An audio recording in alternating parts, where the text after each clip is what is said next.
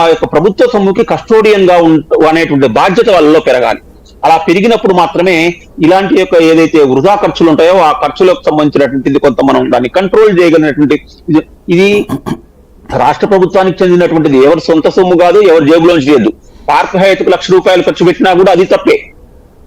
ఆయన రోజుకి ఆయన టిఫిన్ ఇడ్లీ ఎంతో ఖర్చు అయింది, లేకపోతే water bottle Himalaya water bottle ఇది కూడా తప్పే. ఏదైనా కూడా అసలు వీళ్ళు ఇలాంటి పెద్ద పెద్ద ఖర్చులు, అసెంబ్లీ భవన నిర్మాణము, లేకపోతే ముఖ్యమంత్రి అధికార నివాసము, లేకపోతే రాజ్భవను, లేకపోతే మంత్రుల నివాసాలు, లేకపోతే స్టేట్ గెస్ట్ హౌస్లు, ఇలాంటి పెద్ద పెద్ద నిర్మాణాలు చేసినప్పుడు కనీసం అసెంబ్లీలో చక్కటి చర్చ జరగాలి. లేదా ఇప్పుడు మనం కేంద్రంలో మన సిబిఐ డైరెక్టర్ వేసినప్పుడు ప్రధానమంత్రి, ప్రధాన ప్రతిపక్ష నాయకుడు, చీఫ్ జస్టిస్ ఇలాంటి వాళ్ళ ఒక త్రిసభ్య కమిటీ ఎట్లయితే ఉంటుందో రాష్ట్ర స్థాయిలో కూడా కొన్ని విషయాలకు ఒక కమిటీ లాగా వేసుకోవాలి.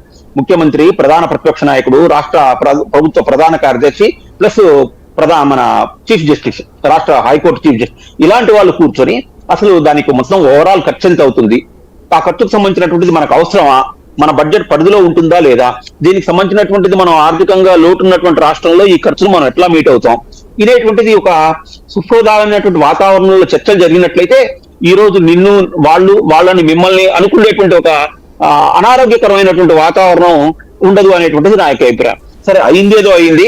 రాబోయే రోజుల్లో కనీసం ఈ టర్మ్ లో అయినా తెలుగుదేశం పార్టీకి సంబంధించినటువంటి వాళ్ళు అధికారంలో ఉన్నారు కాబట్టి వీళ్ళైనా అది ఒక సొంత జాగీర్ లాగా, సొంత ఆస్తులు కాకుండా అందరినీ కలుపుకొని పోయి సమిష్టి ఆలోచనలతోని ముందుకు పోవాలి అనేటువంటిది నా యొక్క అభిప్రాయం. సాయిగా రైట్.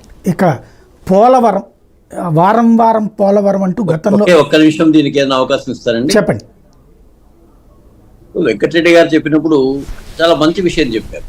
అది ఈ రోజు జగన్ ముఖ్యమంత్రి గారి కోసం కట్టాం, ఈ రోజు చంద్రబాబు నాయుడు వచ్చినాడు, ఆయన ముఖ్యమంత్రి వాడుకుంటాడు కదా, ప్రజల సొత్తు కాబట్టి ఎందుకు వాడుకోకూడదు. Really it is the hats off. మంచి చెప్తాం, అది ఎట్లా దాని ఖర్చులు ఎట్లా ఉంటాయి ఇవన్నీ కూడా వేరే విషయం. మరి ప్రజావేదికలో ఎందుకు ఈ జ్ఞానం లేకపోయిందండి? అది కూడా సొంతంది కాదు కదా, ప్రజల యొక్క డబ్బుతో కట్టిండేదే కదా.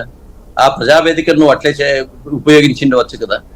అక్కడ మాత్రం అక్కడ మనకు వచ్చిండే అహంకారం ఓని ప్రజావేదికను కూడా కూల్చేసినారు. సంతోషం. ఎందుకు ఇంకా ఆ డెబ్రేషన్ మీరు తీసేయాలా? ఎందుకు ఆ డెబ్రేషన్ తీసేయలేదంటే కదా అహంకారంగా ఇది మా పరిపాలన ఇట్లే ఉంటుంది అని చెప్పడానికి వాడు ప్రయత్నం చేశారా? దానికి కూడా వాళ్ళు సమాధానం చెప్పాల్సినటువంటి అవసరం ఉంటుంది. రెండవది పార్లమెంట్ అండి.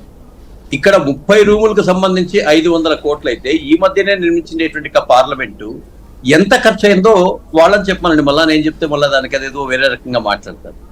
పార్లమెంటు భవనం మొత్తానికి కొన్ని వందల గదులు ఉండేసి మొత్తం అంతా ఉండి దేశానికి చారిత్రక